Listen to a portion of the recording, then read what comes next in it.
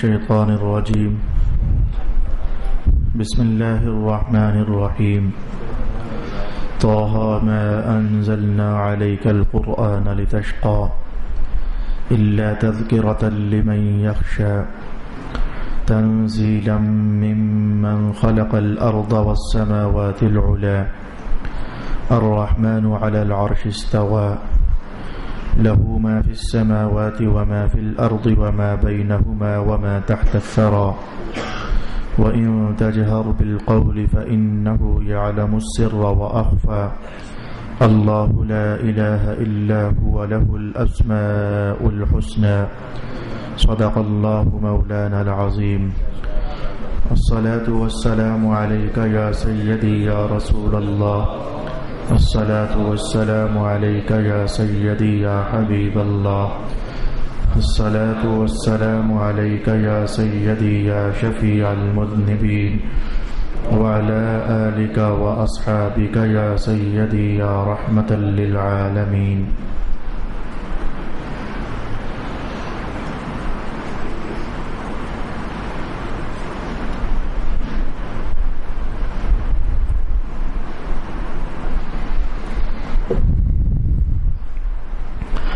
طه ہم نے یہ قرآن آپ پر اس لیے نازل نہیں کیا کہ آپ مشقت میں پڑ جائیں،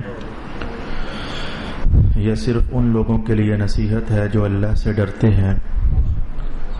اس کو نازل کرنا اس کی طرف سے ہے جس نے زمینوں کو اور بلند آسمانوں کو پیدا کیا، جو رحمان ہے اور اپنی شان کے لائق عرش پر جلوہ فرما ہے۔ اسی کی ملکیت میں ہے جو کچھ آسمانوں میں ہے اور جو کچھ زمینوں میں ہے اور ان کے درمیان میں ہے اور زمین کی تہ میں ہے، اور اگر آپ بلند آواز سے بات کریں تو بے شک وہ آہستہ اور اس سے بھی زیادہ پوشیدہ باتوں کو جانتا ہے۔ اللہ معبود ہے، اس کے سوا کوئی عبادت کا مستحق نہیں ہے، تمام اچھے نام اسی کے ہیں۔ صدق اللہ مولانا العظیم۔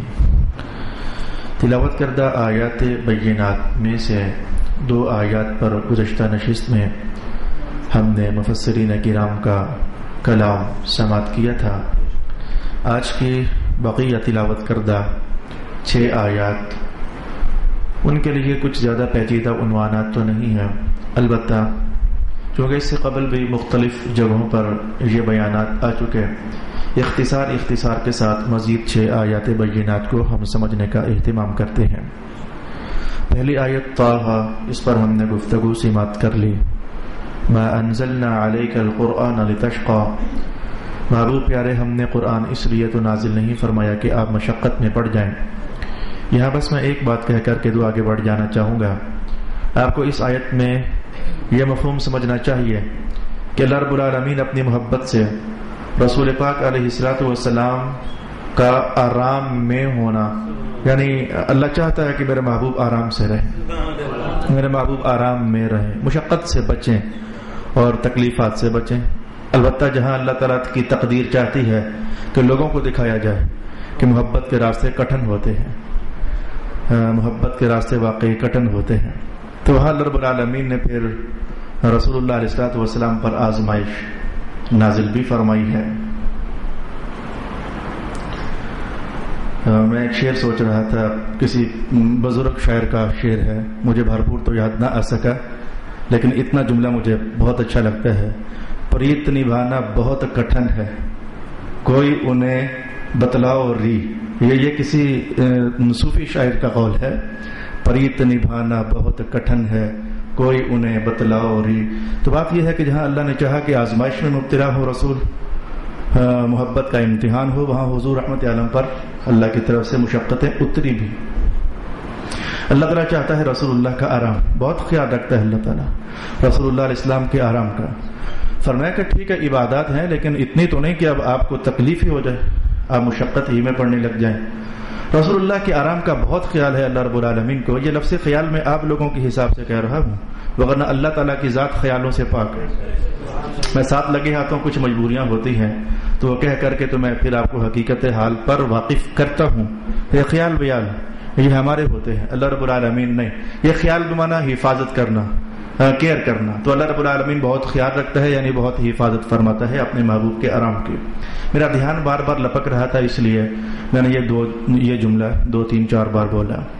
وہ دھیان کس حدیث کی طرف لپک رہا تھا؟ آج حضرت علی المرتضی رضی اللہ تعالی عنہ فرماتے ہیں کہ میں رسول پاک علیہ الصلوۃ والسلام کے حجرہ ناز میں داخل ہوا تو میں نے یہ دیکھا کہ ایک صاحب ہیں، وہ بیٹھے ہوئے ہیں اور ان کی گودی میں رسول اللہ کا سر ہے اور حضور آرام فرما رہے ہیں. تو میں نے یہ کیفیت دیکھی تو وہیں سے پلٹنے لگا تو وہ جو صاحب تھے آئے ہوئے، انہوں نے مجھے آواز دے کر کہا کہ یا علی انت ابن عم رسول اللہ صلی اللہ علیہ وسلم وانت حق منی، آپ آئیے، آپ حضور کے چچا زاد ہیں تو آپ کا حق زیادہ ہے کہ حضور کے آرام کا اہتمام کریں.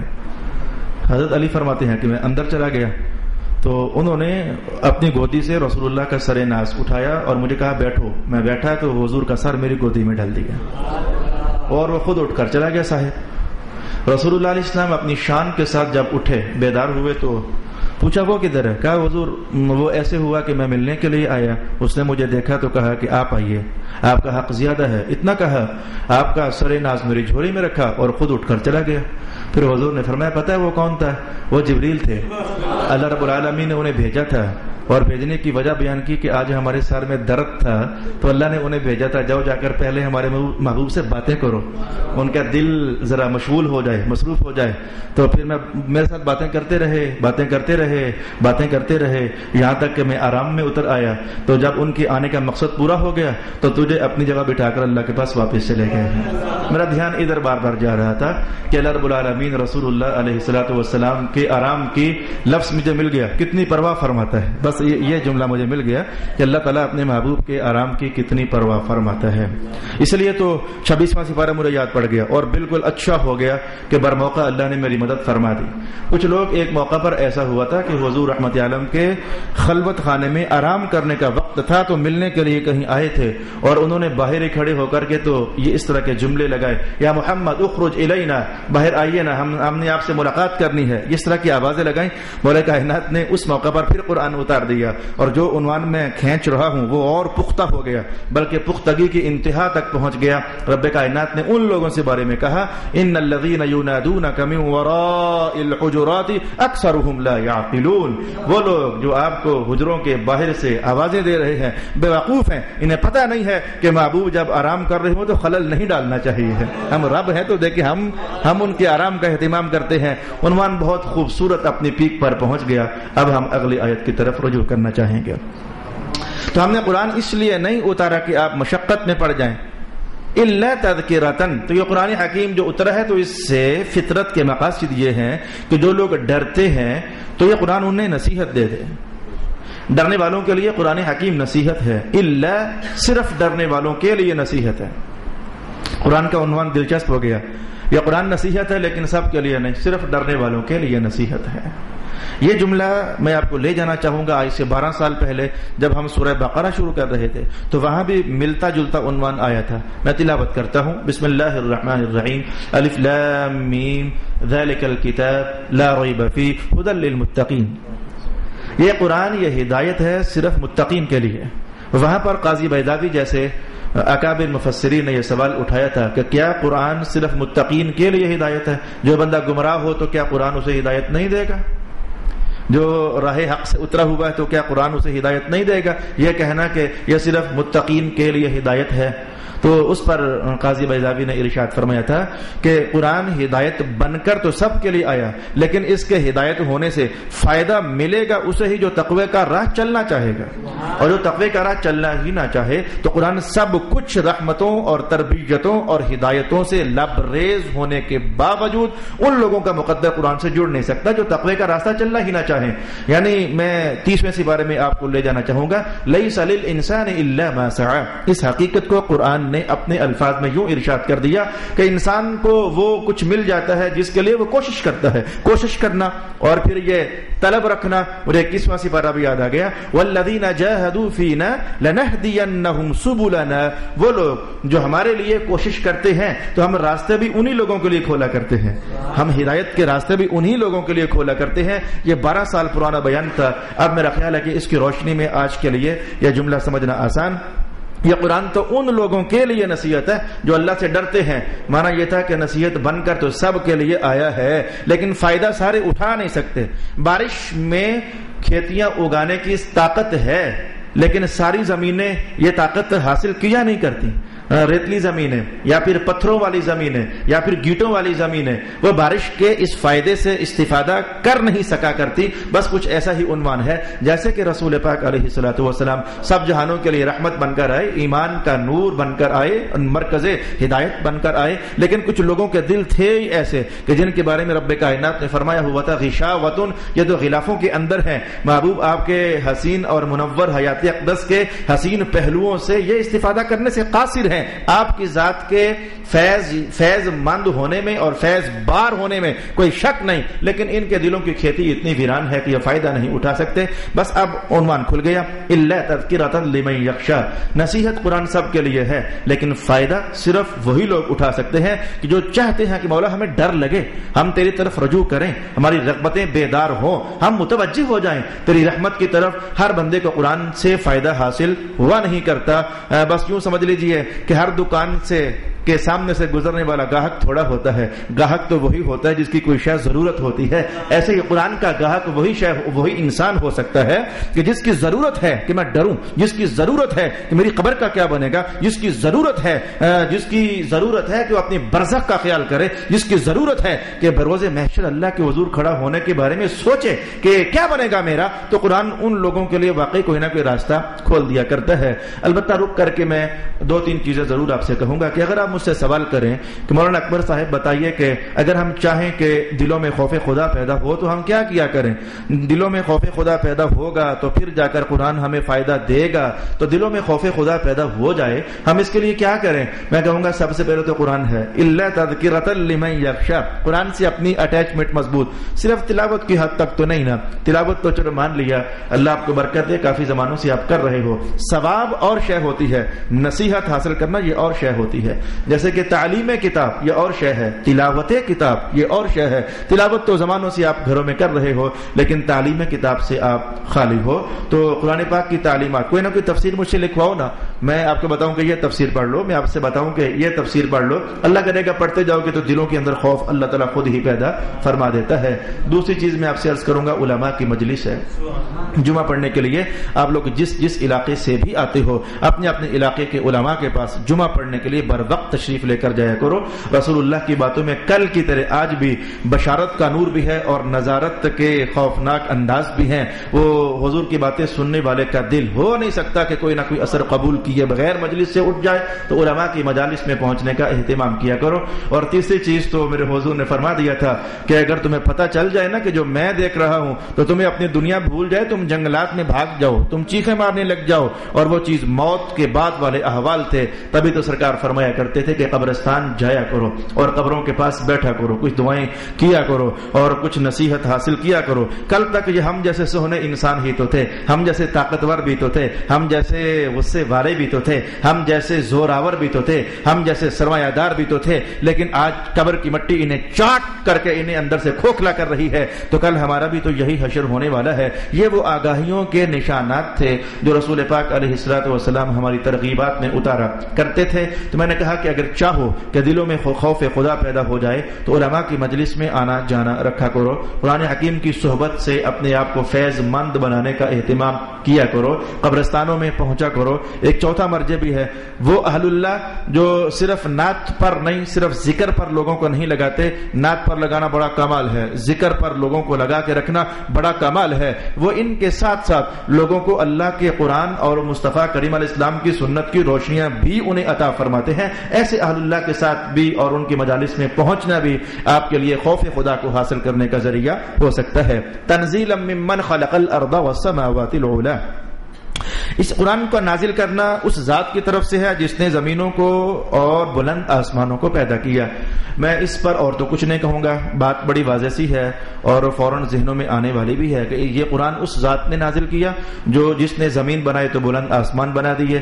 میں یہ کہنا چاہتا ہوں کہ یہ حوالہ قرآن پاک نے کئی بار ارشاد فرمایا ہے. یہ قرآن اس نے اتارا جو ایسا ہے, جو ایسا ہے اور جو ایسا ہے اور جو ایسا ہے. قرآن اتارنے کے فوراً بعد اپنی صفتوں کا اظہار کر دینا, جیسے کہ کہ مثال کے طور پر ہم ایک اور مقام تلاوت کر دیتے ہیں اور پھر اس کے ساتھ اور اس جیسے بہت سارے مقامات قرآن حکیم میں بھرے ہوئے ہیں. مثلا بسم اللہ الرحمن الرحیم یاسین والقرآن الحکیم انک لمن المرسلین علی صراط مستقیم تنزیل العزیز الرحیم.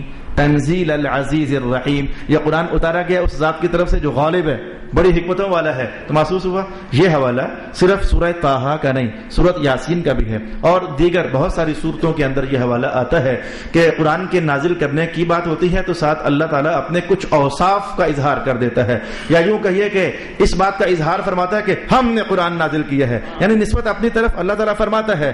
14واں سپارہ دیکھ لیجئے، انا نحن نزلنا الذکر وانا لہ لحافظون، یہ قرآن نازل کیا پر ہم نے یعنی ہم نے قرآن، یہ کیا چیز ہے؟ میں اس پر ایک نرم درجے کا اشارہ کر کے تو فوراً آگے بڑھ جاؤں گا. اس اشارے سے شاید آپ سارے لطف اندوز نہ ہو سکیں، لیکن مجھے امید ہے کہ کچھ دلوں میں اللہ تعالیٰ بات ضرور اتارے گا. اسٹال پر باہر کوئی کتاب پڑی ہو اور اس کتاب پر کسی مصنف کا نام نہ لکھا ہو اور ساتھ یہ ایک اور کتاب پڑی ہو جس پر لکھا ہو مہر منیر. گجر خان کا حلقہ چونکہ وہ تاجدار گولڈا کا مرید ہے اور بڑے ان کے حلقہ غلامی میں لوگ ہیں، میں نے اس لیے مہر منیر کا نام لیا تاکہ بات ذرا جلدی سمجھ آ جائے. ایک کتاب پڑھی ہو اس پر کسی مصنف کا نام ہی نہ ہو، یا لکھا بھی ہو تو بس آپ جانتے ہی نہیں ہو بندہ کون ہے، کسی ایسے مصنف کا نام لکھا ہو، محمد اکرم لکھا ہو، اب آپ کو نہ جانے کیا معلوم کہ یہ کون ہے محمد اکرم، لیکن ساتھ ہی پڑھا ہوا ہو مہر منیر حضرت پیر میر علی شاہ صاحب کی حیات اقدس پر. اب مجھے سوچ کر خود ہی فیصلہ کر کے بتا دو، یا پھر یوں مثال سمجھ لیجئے کہ ایک آپ کے سامنے کتاب پڑھی ہو کہ آتھر کا نام ہی معلوم نہیں ہے، ساتھ ہی پڑھی ہو کشف المحجوب اور لکھا ہو داتا علی حجویری. اب مجھے بتائیں کہ دل رغبت کدھر کرے گا، اس کتاب کی طرف جس کے مصنف کو آپ جانتے ہی نہیں، یا پھر ادھر جہاں لکھا ہوا یہ کتاب لکھی ہے داتا علی حجویری نے، جہاں لکھا ہو کہ یہ کتاب تو غریب نواز کی ہے، جہاں لکھا ہو کہ یہ تو حضرت پیر مہر علی شاہ صاحب کی سوانح حیات پر یہ کتاب لکھی گئی ہے. تو یہ جو مصنفین ہوتے ہیں یا جو قرآن یا اس کتاب کا جو مرکزی عنوان ہوتے ہیں ان کا کہیں پتہ چل جائے تو رغبتیں ذرا تیز ہو جاتی ہیں اور ادھر ادھر سے بندہ ہاتھ اور توجہات کھینچ کر کے اپنی ساری توجہ ادھر لگا دیتا ہے. اصل میں جو ذاتیں ہوتی ہیں یہ بڑا کمال رکھتی ہیں، جو اللہ کے خاص بندے ہیں ان کی ذاتیں بڑا کمال رکھتی ہیں، بڑی کشش رکھتی ہیں اور لوگوں کے لیے اپنے اندر بڑا نور کا سامان رکھتی ہے. تو چونکہ یہ فطرت ہم انسانوں کی بنائی اللہ تعالیٰ نے ہے، اللہ جانتا ہے کہ میں نے اپنے بندوں کو بنایا یوں ہے کہ کتاب لکھنے والے کا حوالہ سامنے آ جائے نا ان کی رغبتیں ذرا تیز ہو جاتی ہیں، بیدار ہو جاتی ہیں، میلان ان کے بڑھ جاتے ہیں. تو رب کائنات نے کہا تنزیلا ممن خلق الارض والسماوات العلی، یہ قرآن کسی غیر کا تو نہیں ہے، تمہارے اپنے رب کا قرآن ہے، یہ اس نے تمہارے لیے نازل کر دیا ہے اور یہ تمہارے اپنے رب کا ہے نا، جو جس نے آسمان بنائے ہوئے ہیں، جس نے زمین بنائی ہوئی ہے. تو یہ اس حوالے سے رب کائنات نے کئی مقامات پر کہا یہ جو قرآن ہے نا تمہارے ہاتھ میں یہ ہمارا بھیجا ہوا ہے، ہمارا لکھا ہوا تو میں نہیں کہہ سکتا لیکن یہ ہمارا بھیجا ہوا ہے. قرآن مخلوق نہیں ہے نا، قرآن مخلوق نہیں ہے. یہ بڑا مارکۃ الآراء پرانے زمانے کا مسئلہ ہے کہ قرآن مخلوق ہے یا کہ قدیم ہے، اور فیصلہ یہ ہے کہ قرآن قدیم ہے، مخلوق نہیں ہے. اس لیے میں نے کہا کہ یہ ہمارا لکھا ہوا نہیں بلکہ یہ ہمارا نازل کیا ہوا قرآن ہے. تنزیلا ممن خلق الارض والسماوات العلی، یہ اس قرآن کا نازل کرنا اس ذات کی طرف سے ہے جس نے زمین کو بنایا اور بلند آسمانوں کو بنایا. الرحمن، وہ رحمان ہے، علی العرش استوى، اور عرش پر وہ مستوی ہے. یا ترجمہ یوں کر لیجئے کہ عرش پر وہ اپنی شان کے مطابق جلوہ فرما ہے.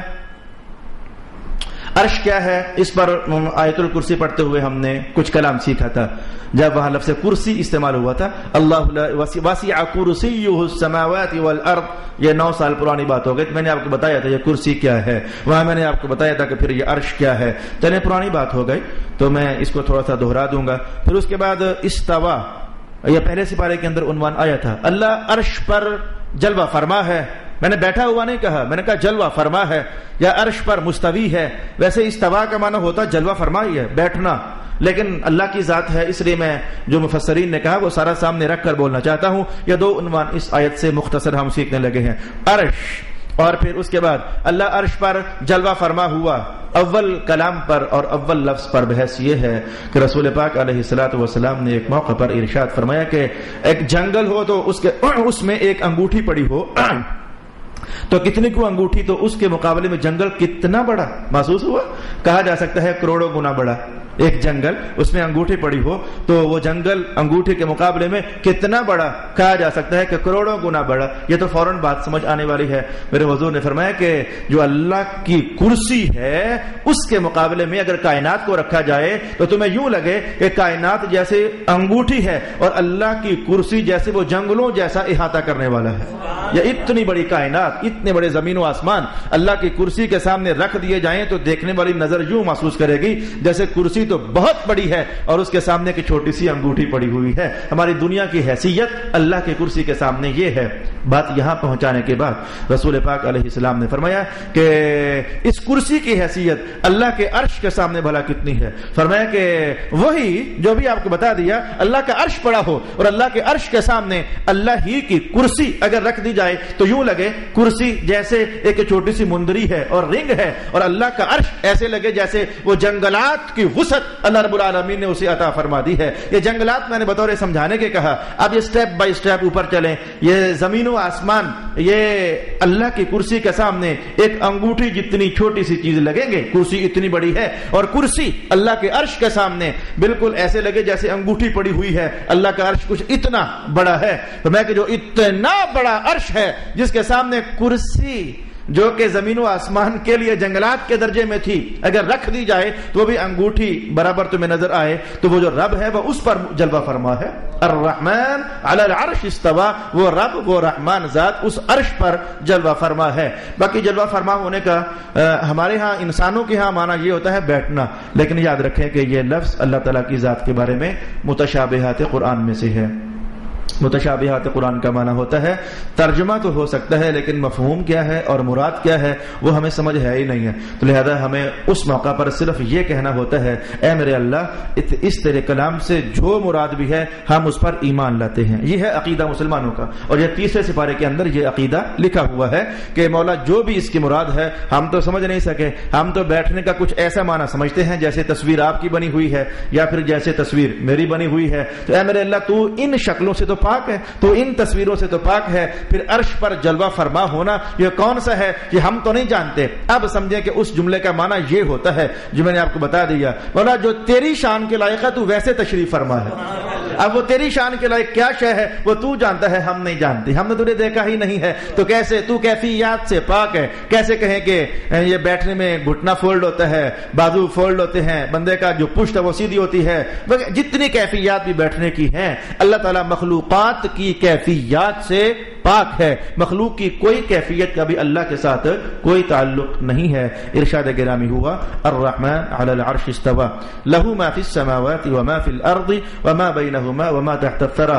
ترجمہ تو اس آیت کا یہ ہے جو کچھ آسمانوں میں ہے اسی کا ہے، جو کچھ زمین میں ہے اسی کا ہے. اور فرمایا کہ آسمانوں اور زمین کے درمیان جو کچھ ہے یہ بھی اسی کا ہے. اور فرمایا کہ ثرا کے نیچے جو کچھ ہے یہ بھی اسی کا ہے. چار باتیں ارشاد فرمائی. چار جہانوں کی طرف قرآن نے گویا اشارہ کر دیا. وہ جو آسمانوں کا جہان ہے ادھر جو مخلوقات ہیں یا ادھر جو جو جو جو جو کچھ بھی ہے اسی کا تو ہے. لگا یوں کہ آسمانوں میں بہت کچھ ہے، ہم صرف فرشتوں کو جانتے ہیں، اس سے زیادہ ہم جانتے نہیں ہیں. آسمانوں میں بہت کچھ ہے، ہم صرف فرشتوں کو جانتے ہیں. یا سائنس پڑھنے والے وہ زہرا کو، مریخ کو اور چاند کو اور سورج کو وغیرہ پلوٹو کو جانتے ہوں گے. ہم اتنا کچھ جانتے ہیں. اور وہ جو 9 سیارے میں نے کہے تو وہ تو اسے تو بس تھوڑا سا نام کی حد تک جانتے ہیں، اس سے زیادہ انفارمیشن ہمارے پاس نہیں ہے. تو کہا کہ آسمانوں میں جو کچھ ہے، میں نے کہا چاند ہے، چلے سورج ہے، چلے ستارے ہیں، چلو پروٹو ہے، چلو یہ مریخ ہے وغیرہ وغیرہ، یا پھر فرشتے ہیں. ہم اتنا کچھ جانتے ہیں. اور بھی بہت کچھ ہے جو ہم جانتے نہیں ہیں، لیکن رب کائنات نے کہا جو تم جانتے ہو اور جو نہیں جانتے وہ سارا ہمارا اپنا ہی ہے. اس کے بعد ارشاد ہوا زمین میں جو کچھ ہے. اب زمین میں جو کچھ ہے اللہ کی بے شمار نعمتیں، بہت سیوں کو تو ہم جان چکے ہیں لیکن ابھی بہت ساری باقی ہیں، ہماری نظروں سے نہیں گزری. فرمایا وہ سارا کچھ بھی ہمارا ہے. وما بینہما، ساتوں آسمان اور زمین کے درمیان جو کچھ ہے. میں اس پر آیت تلاش کرنا چاہ رہا تھا یہاں کیا ہے. آسمانوں اور زمین کے درمیان ہم اتنا کچھ جانتے ہیں جیسے ہوا ہے یا پھر بادل ہوتے ہیں یا پھر بارشیں ہوتی ہیں آسمانوں اور زمین کے درمیان یا کچھ خلائیں ہوتی ہیں یا کچھ آکسیجنز ہوتی ہیں یا کچھ گیسز ہوتی ہیں، اتنا کچھ ہم جانتے ہیں. یا پھر گریوٹی زون سے اوپر چلے جاؤ تو وہاں کی جو مخصوص کیفیات ہوتی ہیں، ہر مادی شے وہاں جا کر بے وزن ہو جاتی ہے. کچھ اتنا کو ہم جانتے ہیں لیکن اس سے زیادہ نہیں جانتے. میں آج اس سے زیادہ جاننا چاہ رہا تھا تو مجھے وہ تو نہ ملا، آج کی اسٹڈی میں مجھے یہ تو نہ ملا کہ اور کیا ہے جس کے بارے میں رب کائنات نے کہا زمین اور آسمانوں کے درمیان جو کچھ ہے وہ بھی اللہ کا ہے. تو درمیان کیا کچھ ہے جاننا چاہا، میں نے تلاش کرنا چاہا، لیکن مجھے آج کی نشست میں مل نہ سکا. لیکن اگلے جملے پر جو مجھے ملا وہ بہت ہی دلچسپ واقعہ ہو گیا. وہ تو میرا گمان بھی نہیں تھا کہ مجھے مل جائے گا، لیکن وہ بہت دلچسپ واقعہ ہو گیا. رب کائنات نے کہا وہ جو سرا کے نیچے ہے وہ بھی ہمارا ہے. یہ سرا کیا ہے اور سرا کے نیچے کیا ہے؟ یہ سرا کیا ہے؟ میں اس پر حدیث کے الفاظ آپ کی خدمت میں بیان کر دینا چاہوں گا. یہ سرا کیا ہے اور پھر سرا کے نیچے کیا ہے. اس وقت میرے ہاتھ میں الدر المنصور حضرت امام جلال الدین سیوطی رحمۃ اللہ تعالی علیہ. یہ بندہ چونکہ رسول اللہ علیہ السلام کی بارگاہ میں بہت مقبول آدمی ہے امام سیوطی، ورنہ اس انداز میں ابن کثیر بھی ہیں، اس انداز میں ابن جریر طبری بھی ہیں، اس انداز میں ابن مردوی بھی ہیں، اس انداز میں تفسیر معصورات کے حوالے سے ابن ابی حاتم بھی ہیں. یہ 5 سے 10 کے درمیان تفاسیر ہیں جو قرآن کو حدیث کی روشنی میں حل کرنے والی تفاسیر ہیں، اور بھی ہیں. لیکن جس بندے کو جاگتی نظر سے رسول اللہ علیہ السلام 72 مرتبہ دیدار کرا رہے ہیں، کوئی خاص تو ہے، بندہ کوئی خاص تو ہے. میں اس لیے بار بار حوالہ سیوطی کا قائم کرتا ہوں. میرے استاد محترم حضرت علامہ سید ریاض حسین شاہ صاحب دامت برکاتہم القدسیہ کبھی کبھی حوالہ ابن مردوی کا، ابن جریر طبری کا دیا کرتے تھے. اکثر آپ کہتے تھے سیوطی دل کو لگ گیا ہے. بھائی بھلا کیوں نہ لگے، سیوطی تو حضور رحمت عالم کے دل کو بھی لگے ہوئے تھے، اس لیے تو 72 مرتبہ زیارت آپ نے جاگتی نظر سے، خواب میں نہیں. تو یہ میں نے آج لاجک بیان کر دی کیوں میں آخر بار بار سیوطی سیوطی سیوطی سیوطی. اور یہ کتنی عجیب و شان بات ہے. ایک زمانہ آپ پر ایسا بھی گزرا، آپ نے جب یہ کتاب لکھی جامع المسانید والمراسیل، تو اس دور میں جو محدثین تھے اگر وہ یہ چیک کرنا چاہتے کہ کوئی حدیث واقعی حدیث ہے یا نہیں، جو حدیث ہم تک پہنچی وہ واقعی حدیث ہے یا کہ نہیں، تو وہ کہتے جا کر سیوطی کی جامع المسانید دیکھ لو، اگر ادھر ہوئی تو سمجھو حدیث ہے، اگر ادھر نہیں ہے سمجھو حدیث ہی نہیں ہے. اللہ نے ایسا بلند مقام عطا فرما دیا. تو خیر امام سیوطی ارشاد فرماتے ہیں کہ یہ سرا کیا ہے اور سرا کے نیچے کیا ہے. آئیں سنتے ہیں. اس حدیث کے راوی ہیں حضرت جابر بن عبداللہ رضی اللہ تعالی عنہ. غزوہ تبوک کی کہانی ہے، غزوہ تبوک کی کہانی ہے. رسول پاک، میں سے غزوہ تبوک آپ کو سنا چکا، لیکن وہاں تو قرآن نے جو ٹاپکس چھیڑے تھے وہی بتائے تھے نا. آج ذرا ایک عجیب شان کا ہے تو آپ کے سامنے لا رہا ہوں. حضرت جابر فرماتے ہیں کہ غزوہ تبوک کا موقع تھا تو ہم حضور رحمت عالم کے ساتھ تھے. تو ایک شخص آیا، اس کا جسم ذرا ہم سب سے لمبا تھا. کان رجل طویل القامہ، اس کا جسم ہم سب سے لمبا تھا. کوئی عجیب ہی تھا، اجنبی ہی تھا، ہم جانتے نہیں تھے. تو حضور کی خدمت میں حاضر، قریب ہوا رسول اللہ علیہ السلام کے. رسول پاک علیہ السلام اونٹنی پر تشریف فرماتے تو اس نے آتے ہی حضور رحمت عالم کی مہار جیسے پکڑ لی، جیسے کوئی ضرورت مند کوئی سوال کرنا چاہتا ہے. اس نے آ کر حضور کی اونٹنی کی مہار پکڑ لی اور کہنے لگا کہ یا رسول اللہ میں آپ سے ایک سوال، ایک دو باتیں پوچھنا چاہتا ہوں، اور میں اتنا جانتا ہوں کہ ان ایک دو باتوں کو ہر کوئی جانتا نہیں ہے. پوری روئے زمین میں دو کو ہیں جو ان باتوں کو جانتے ہیں، تو میں چاہتا ہوں کہ آپ سے پوچھ لوں. دو کو ہیں جو ان باتوں کو جانتے ہیں، تیسرا کوئی نہیں ہے. روئے زمین میں کوئی تیسرا نہیں ہے جو ان دو باتوں کو، ان سوالات کو جانتا ہو. تو میں چاہتا ہوں کہ ذرا آپ سے پوچھوں. رسول پاک علیہ السلام نے کہ اچھا پوچھ، کیا پوچھنا چاہتا ہے؟ اچھا تو اس آنے والے لمبے قد کے شخص نے پہلا سوال کیا کہ، بلکہ حضور نے یہ نہ کہا کہ وہ جو سوال تو پوچھنا چاہتا ہے پوچھ لے. حدیث کے الفاظ یہ ہیں سل ما شئت، اچھا جو تیرا دل ہے پوچھ لے. یہ حدیث کے الفاظ یہ ہیں جو تیرا دل ہے پوچھ لے. اور اس طرح کا جملہ حضور فرمایا کرتے تھے. لیکن کبھی کبھی جب کمال درجے کی موج میں ہوتے تو فرما دیتے کہ آج جو دل ہے پوچھ لو. اب یہ جملہ کتنے راستے کھولتا ہے عقیدے کے، جو دل ہے پوچھ لو. اچھا تو حضور نے آج یہی فرمایا کہ سل ما شئت، جو تیرا دل ہے تو پوچھ لے. وہ شخص کہنے لگا کہ مجھے آپ بتائیں، پہلا سوال میرا یہ ہے کہ زمین کے نیچے کیا ہے؟ رسول اللہ علیہ السلام نے بھی بات پوری وضاحت کے ساتھ نہ فرمائی، بس خیر الکلام ما قل و دل، جس سے اس کا مقصد پورا ہو جائے. حضور نے فرمایا کہ ایک مخلوق ہے. اس نے کہا زمین کے نیچے کیا؟ آپ نے کہا کہ مخلوق ہے. اس نے پوچھا اچھا تو اس مخلوق کے نیچے کیا ہے؟ جو مخلوق کی حضور آپ فرما رہے ہیں اس مخلوق سے نیچے کیا ہے؟ رسول اللہ علیہ السلام نے فرمایا کہ اس مخلوق سے نیچے پھر زمین آ جاتی ہے. اس نے کہا اچھا پھر یہ بتائیں کہ اس زمین کے نیچے کیا ہے؟ حضور نے فرمایا کہ ایک اور مخلوق ہے. اس نے کہا پھر اس کے نیچے؟ کہا ایک اور زمین ہے. یہ 7 بار سوال کر لیا اس نے. حضور نے 7 بار زمین کا حوالہ دیا. اس لیے تو قرآن حکیم نے کہا خلق 7 سماوات والارضین، 7 آسمان اور 7 زمین ہے. تو یہ 7 زمینوں کا حوالہ حضور نے کمپلیٹ کیا. ہماری زمین ہے، اس کے نیچے ایک مخلوق ہے، پھر زمین ہے، پھر مخلوق ہے، پھر زمین ہے، پھر مخلوق ہے، پھر زمین ہے، پھر مخلوق ہے. جب 7ویں زمین کا حوالہ دیا تو وہ کہنے لگا اچھا پھر اس 7ویں زمین کے نیچے کیا ہے؟ رسول اللہ علیہ السلام نے فرمایا ایک چٹان ہے، یہ ساری زمین اس چٹان پر ہے. اچھا اس نے پوچھا کہ اس چٹان کے نیچے کیا ہے؟ رسول اللہ علیہ السلام نے کہا کہ مچھلی ہے. اس چٹان کے نیچے ایک مچھلی ہے. اچھا تو اس نے پوچھا اس مچھلی کے نیچے کیا ہے؟ رسول اللہ علیہ السلام نے کہا کہ مچھلی کے نیچے پھر پانی ہو سکتا ہے، اگر اس کے نیچے پانی ہے. تو وہ آنے والا کہنے لگا کہ اس پانی کے نیچے کیا ہے؟ حضور پاک علیہ السلام نے فرمایا کہ اس پانی کے نیچے ظلمات، تاریکیاں ہیں، اندھیرے ہیں. اس نے کہا کہ ان اندھیروں کے نیچے کیا ہے؟ رسول اللہ علیہ السلام نے فرمایا کہ ان تاریکیوں کے نیچے ہوا ہے. اچھا تو اس نے کہا کہ اس ہوا کے نیچے کیا ہے؟ تب رسول اللہ علیہ السلام نے کلوزنگ کرنا چاہیے. میرے حضور نے تب کلوزنگ کرنا چاہیے. تو میں کہ وہ جو قرآن نے کہا ہے نا تو سورہ طٰہٰ کے اندر وما تحت الثری، ثری اس کے نیچے ہے. وہ جو قرآن نے کہا نا ثری، وہ ثری اس کے نیچے ہے. ثری ویسے کہتے لغوی اعتبار سے گلی زمین کو ہے.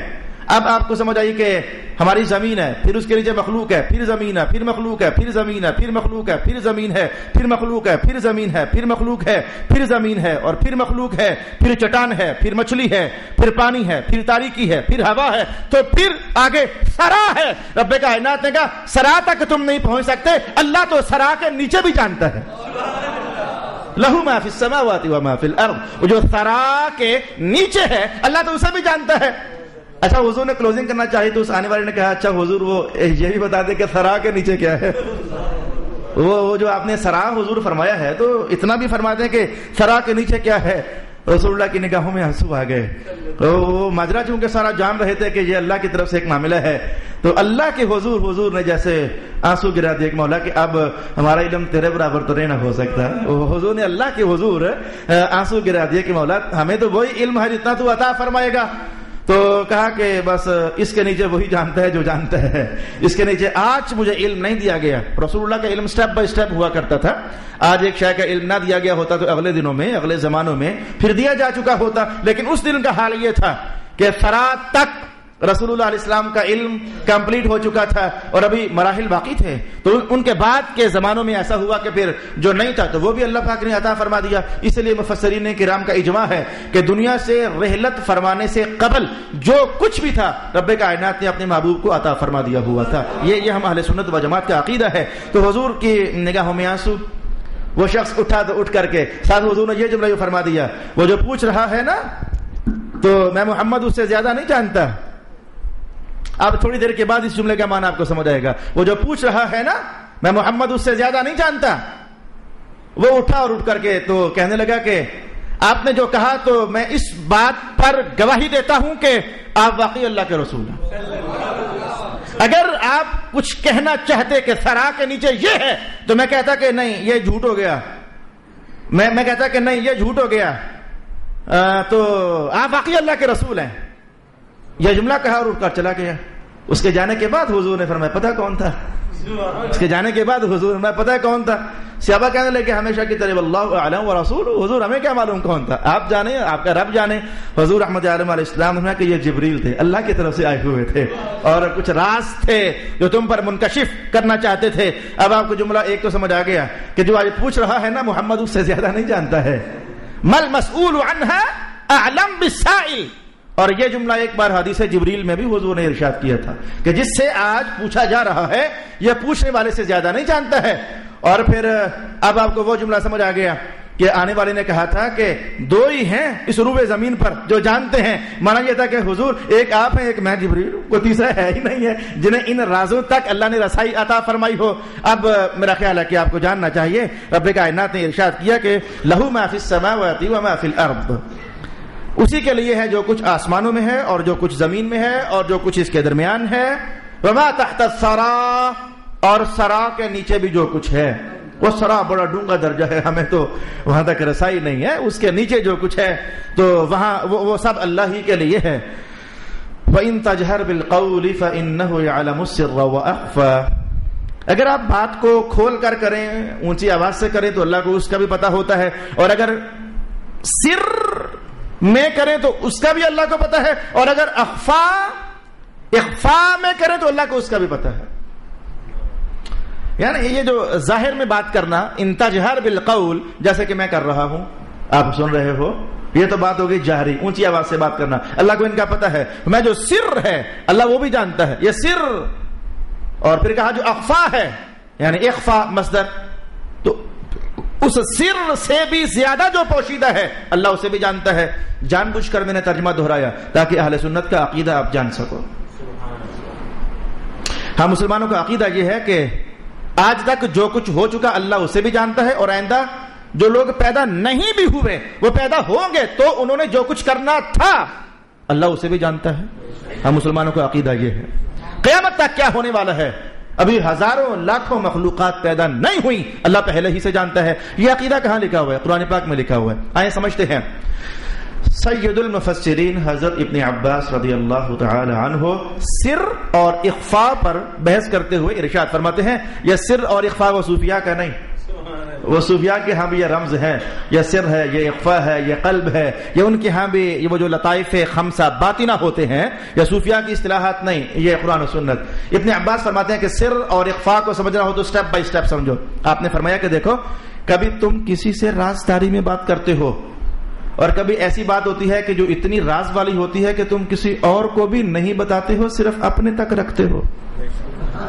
ایسا ہے انسانی زندگی میں، ایسا ہے، کوئی بات ہوتی ہے بھلے راز ہو لیکن تم ہولے سے کسی کو بتا دیتے ہو، اور پھر ساتھ کہتے بھی ہو کہ کسی کو بتانا مت۔ کچھ راز ایسے ہوتے ہیں جو بندہ کسی کے ساتھ شیئر کر لیتا ہے، اور کچھ راز ایسے ہوتے ہیں جو بندہ کسی کے ساتھ بھی شیئر نہیں کرتا، اپنے ہی سینے کے اندر بند ہوتے ہیں۔ تو ابن عباس نے فرمایا کہ وہ راز جو تم نے کسی سے شیئر کر لیا اسے کہتے ہیں سر، اور وہ راز جو تمہارے سینے میں بند ہے ابھی کسی سے بھی شیئر نہیں کیا اسے کہتے ہیں اخفاء۔ رب کائنات نے کہا جو ہولی ہولی جو کسی کو بتا رہے ہو ہمیں اس کا بھی سارا پتہ ہے، اور جو ابھی تک سینوں میں چھپایا ہوا ہے ہم اسے بھی جانتے ہیں۔ آپ نے کہا آگے بڑھ جائیے، آپ نے کہا آگے بڑھ جائیے۔ ایک راز وہ ہے جو تم نے کم از کم سوچ تو لیا ہے، اپنے تک رکھا ہوا ہے لیکن سوچ تو لیا ہے، میں ایسا کرنے والا ہوں، ایسا کہنے والا ہوں، کہیں جانے والا ہوں، سوچ تو کم از کم لیا ہے، تمہاری سوچوں میں تو کم از کم آ گیا ہے۔ اور ایک ایسا راز بھی ہے جو تم نے فی الحال سوچا نہیں، ان قریب سوچو گے، اور تمہیں پتہ بھی نہیں کہ میں سوچوں گا یا نہیں سوچوں گا۔ 1 سال بعد، 2 سال بعد، 10 سال بعد، 15 سال بعد، آج سے 20 سال پہلے آپ نے کبھی بھی نہیں سوچا تھا کہ میں آج مسجد میں درس قرآن سننے آؤں گا، آپ نے کبھی سوچا ہی نہیں تھا، وہ آج آپ نے سوچا۔ تو آج سے 20 سال پہلے اپنے آپ کو کھڑا کرو تو وہ سوچ، وہ راز جو آپ نے تب سے 20 سال کے بعد یعنی آج سوچنا تھا، یہ 2 چیزیں ہو گئی نا۔ ایک وہ راز جو سوچ بن کر تمہارے اندر اتر آیا، اور ایک وہ راز جو ابھی تک تمہارے خیالوں میں بھی نہیں ہے، تم نے آئندہ جا کر کہیں سوچنا ہے۔ تو ابن عباس فرماتے ہیں کہ وہ جو خیال تمہاری سوچوں میں اتر آیا وہ سر ہے، اور جو تم نے ابھی تک خود بھی نہیں سوچا وہ اخفاء ہے۔ رب کائنات نے کہا جو تم سوچ چکے ہم تو وہ بھی جانتے ہیں، اور جو تمہارے خیالوں میں ابھی تک آیا ہی نہیں بعد میں سوچو گے ہم عرش والے تو وہ بھی جانتے ہیں۔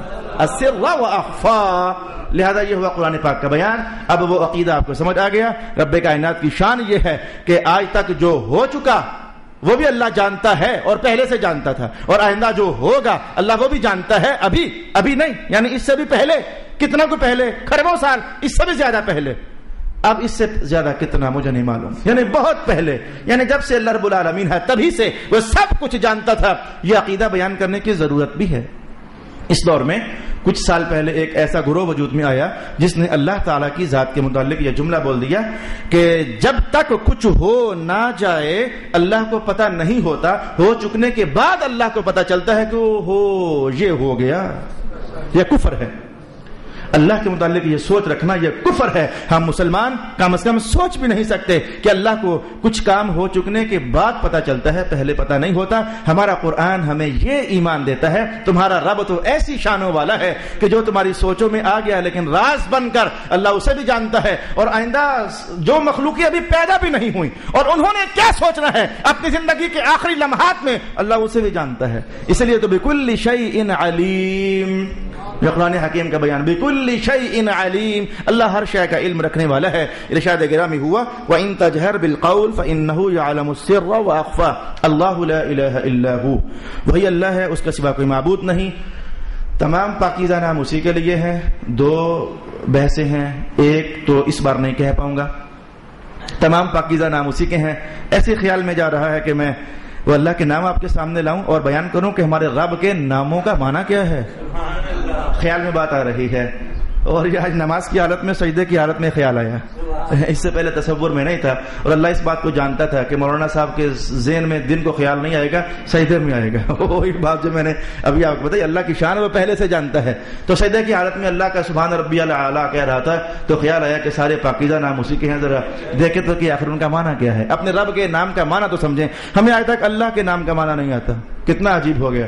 ہم رحمان کا معنی جانتے ہیں، رحمت والا، لیکن اللہ کا معنی کیا ہوتا ہے ہمیں آج تک اللہ کے لفظ کا معنی نہیں پتا۔ تو ہم انشاءاللہ یہ اگر توفیق نے میرے ساتھ دیا تو میں اگلے نشست میں شاید یہ بیان کروں گا، لیکن آج اتنا تو ہم جان لیں، اللہ لا الہ الا ہو،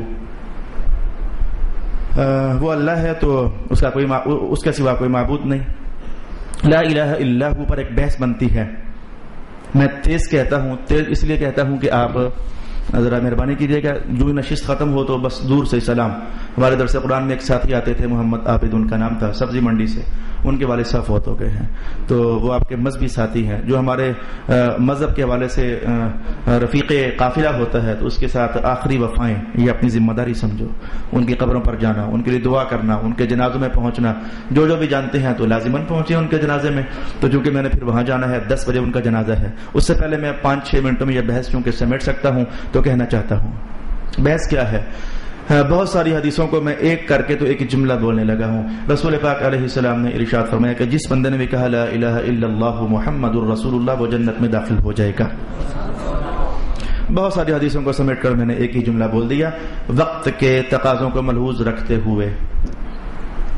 اس پر سوال تو فوراً ذہن میں آتا ہے کہ کیا مولانا صرف حضور کا بیان ہے، جھوٹا نہیں ہو سکتا، تو صرف لا الہ الا اللہ محمد الرسول اللہ پڑھ لینا کافی ہے جنت میں جانے کے لیے، یا کہ بہت کچھ اور بھی ہے؟ حضور رحمت عالم نے تو نہیں فرمایا کہ بہت کچھ اور بھی ہے اس حدیث میں، ویسے اپنے مقام پر فرمایا نماز بھی ہے، روزہ بھی ہے، حج بھی ہے، لیکن اس حدیث میں صرف اتنا بیان ہے لا الہ الا اللہ محمد الرسول اللہ پڑھ لو تو اللہ پاک جنت عطا فرمائے گا۔ اس جملے کا مفہوم کیا ہے؟ ایک دم سے تو ذہن کو ہلاسا دینے والا معنی تو یہ سمجھ آتا ہے کہ بس کافی ہے لا الہ الا اللہ محمد الرسول اللہ، اس کے بعد باقی ریاستیں، عبادتیں، محنتیں، مشقتیں، احکام یہ کچھ ضروری نہیں ہے۔ حضور نے فرما جو دیا ہے کہ من قال لا الہ الا اللہ فدخل الجنہ، امام بخاری مسلم ڈھیروں مفسرین کرام نے اس پہ ارشاد فرمایا۔ جیسے میں نے سوال مختصر اٹھایا ایسے جواب بھی تیزی سے اور مختصر کہنا چاہوں گا۔ ایک شخص حضور کے پاس آیا، کہا اسلام قبول کرنا ہے، فرمایا کر لے، کلمہ پڑھ لیا۔ کہا میں کیا کیا کروں؟ فرمایا نماز پڑھا کر اور روزے رکھا کر اور زکات دیا کر اپنے مال سے۔ اس نے کہا حضور ٹھیک ہے۔ پوچھا کچھ اور؟ فرمایا بس کافی ہے، جاؤ۔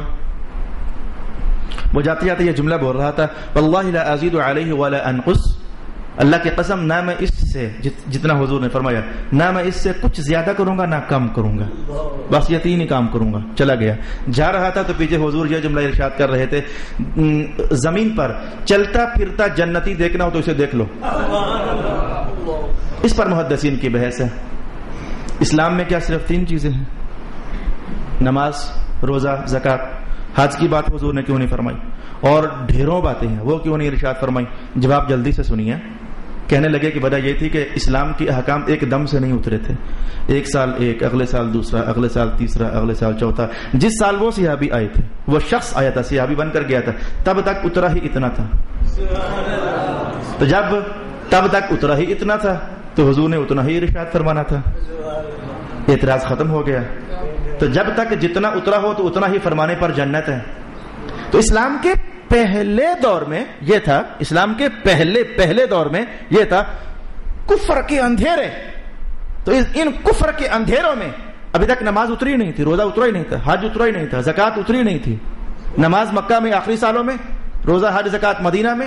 تو یہ اسلام کا پہلا دور، کچھ بھی اترا ہی نہیں. تو اتنا ہی اترا تھا، کلمہ پڑھ لو جنت ہے، کلمہ پڑھ لو تو بس جنت ہے. حضور یہ ارشاد فرما رہے تھے من قال لا الہ الا اللہ فدخل الجنہ. لہذا آپ کو سمجھ آگے کہ اگر وہ صحابی جو اس دن 3 باتیں لے کر گیا، اگر آئندہ بھی جیتا، زندہ رہتا تو اور بھی کچھ اترتا، اسے کرنا پڑنا تھا. تب تک اترا ہی اتنا تھا. تو حضور نے سنا کہ بس یہ کہ ابھی تک ہے ہی اتنا، تو پڑھ لو لا الہ الا اللہ دخل الجنہ. پھر اس کے بعد ہم لوگ، ہمارے لیے اس حدیث کی امپلیمنٹیشن کیسے ہوگی؟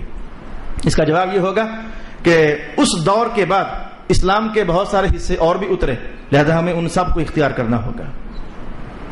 تب ہمارے لیے جنت. یہاں تک تو اصولی کاروائی ہو گئی. اس سے کچھ اگلی ابحاث بھی ہیں، کیونکہ انتہائی تیز میں بول رہا ہوں، کم ترین الفاظ بول رہا ہوں. اس طرح مفسرین کرام نے ایک جملہ یہ بھی ارشاد فرمایا، جس نے کلمہ اسلام پڑھ لیا لا الہ الا اللہ محمد الرسول اللہ اور زندگی بھر گناہ کرتا رہا، کوئی اس نے خیر نہ کی، کیا حال ہوگا اس کا؟ کیا اسے بھی جنت ملے گی؟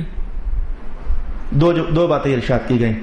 بات نمبر 1 یہ کہ ملے گی لیکن اپنے گناہوں کی سزا پا کر. تو حضور کی بات سچی تو ہو ہی گئی نا، جس نے پڑھا ہے جنت اسے ضرور ملے گی، بھلے گناہوں کی سزا پا کر. ایک دوسری بات بھی ارشاد فرمائی، جس نے زندگی بھر گناہ کیے لیکن کلمہ اس نے پڑھا ہوا ہے، تو کیا اسے جنت ملے گی؟ ایک تو میں نے یہ کہا نا کہ ہاں ملے گی حضور کے قول کی وجہ سے، لیکن اپنے گناہوں کی سزا پا کر. اور دوسرا جواب یہ دیا گیا کہ قیامت کو جہاں عدل چلنے ہیں، انصاف چلنے ہیں، وہاں اللہ کا فضل بھی چلنا ہے. تو اللہ کے فضلوں کی ہزاروں تصویریں ہیں، ان میں سے ایک یہ تھی. حضور فرماتے ہیں کہ میدان محشر میں ایک وقت ایسا بھی آنا ہے، یہ وقت میں نے سمجھانے کے لیے کہا وگرنہ ادھر وقت نہیں ہے. وقت بنتا ہے سورج سے، سورج فنا ہو چکا ہے. تو قیامت کے میدان میں میں لفظ بدلوں بھی تو فائدہ نہیں ہے. ایک لحظہ ایسا آنا ہے، لفظ بدلنے کا بھی فائدہ نہیں ہے، حقیقت میں نے سمجھا دی. ایک لحظہ ایسا بھی آنا ہے کہ ایک بندے، گناہگار بندے اللہ کے حضور پیش کیے جائیں گے، تو اللہ فرمائے گا ان کے گناہوں کو بدل کر نیکیاں بنا دیا جائے. یہ فضل کی تصویر ہے، یہ بھی میدان محشر میں تصویریں ظاہر ہونی ہے. تو لہذا انہوں نے کہا کہ ہاں وہ جنت میں جائے گا گناہوں کی سزا پا کر، لیکن اگر درمیان میں اللہ کا فضل آ گیا تو زندگی بھر کا گناہگار صرف کلمہ پڑھنے کی وجہ سے اللہ کے فضلوں سے بھی جنت میں چلا جائے گا. ایک تیسری کہانی بھی کہی گئی، ایک بندہ زندگی بھر گناہ کرتا رہا، اس نے صرف پڑھا تھا لا الہ الا اللہ محمد الرسول اللہ، حضور نے تو فرمایا جنت میں جائے گا. تو جائے گا یا نہیں جائے گا؟ انہوں نے کہا ہاں، جیسے دوزخ اور بندے کے درمیان اگر اللہ کا فضل آ گیا تو موڑ کر سیدھا جنت میں. کہا ایسے ہی دوزخ اور بندے کے درمیان اگر رسول اللہ کی شفاعت آ گئی تو موڑ کر وہیں سے جنت میں جائے گا. اچھا یہ بھی عنوان، کتنی تیزی سے میں بڑی بڑی بحثیں آپ سے کہتا چلا آ رہا ہوں. پھر حضور نے یہ بھی فرمایا کہ آج میں حدیث پڑھ کر کتنا خوش ہوں حدیث پڑھ کر. آج میں ایسے لوگ بھی ہیں کہ زندگی بھر خطائیں کرتے ہیں، گناہگار ہوتے ہیں، لیکن ان کی کوئی ادا اللہ کو اچھی لگی ہوتی ہے زندگی بھر کی، ایک ادا پر بھی اللہ جنت دے دیتا ہے. اس کی شان ہے. فضل جو ہوا، عدل تو اور شے ہے، لیکن فضل جو ہوا تو وہ آخری بار، آخری لحظات میں وہ پڑھ لیتا ہے لا الہ الا اللہ محمد الرسول اللہ. حضور فرماتے ہیں جس نے ایسا کر لیا زندگی بھر جیسا بھی تھا، جس نے ایسا کر لیا تو آخری لحظے کا پڑھا ہوا کلمہ اللہ اسے جنت عطا فرمائے گا. اب اس پر جو میں نے کہا حدیث پڑھی ابھی تک میں خوش ہوں اور انشاءاللہ کئی زمانے خوش رہوں گا. ایمان والو اللہ آپ کو ہم سب کو وہ نصیب فرمائے. اللہ اکبر. یہ دعائیں کرتے ہیں کہ اللہ موت کے وقت ایمان نصیب کرنا. یہ جو دعائیں ہیں ہماری، آج میں نے یہ الفاظ پڑھے جو اتنا دل خوش ہے کہ میں کہنے لگا ہوں، پھر متوجہ ہو جائیے. اللہ اکبر. حضور فرماتے ہیں کہ ایمان والے کی روح قبض کرنے کے لیے جب اسرائیل آتے ہیں تو ان کے ماتھے پر لکھا ہوتا لا الہ الا اللہ محمد الرسول اللہ. تو کتنے سعادت مند ایسے ہیں کہ فرشتے اسرائیل کی پیشانی پر لکھا ہوا دے کر وہی پڑھ لیتے ہیں لا الہ الا اللہ محمد الرسول اللہ. یہ اللہ کی مدد خاص ہو گئی. جن خوش بختوں کو اللہ نے بس پار لگانا ہو. لہذا آپ اس حدیث کو آپ 5 طریقوں سے سمجھ پائے. جس نے کہا نا لا الہ الا اللہ وہ جنت میں جائے گا, کس کس فارم میں جائے گا, کس کس کنڈیشن میں جائے گا, میں نے جلدی سے لمبی ابحاث مختصر کر کے آپ کی خدمت میں کہہ دی ہے. میں اب مختصر دعا کروں گا تو پھر مختصر سلام بھی ہو جائے گا, پھر آپ چلے جائیے گا. 10 بجے جنازہ ہے.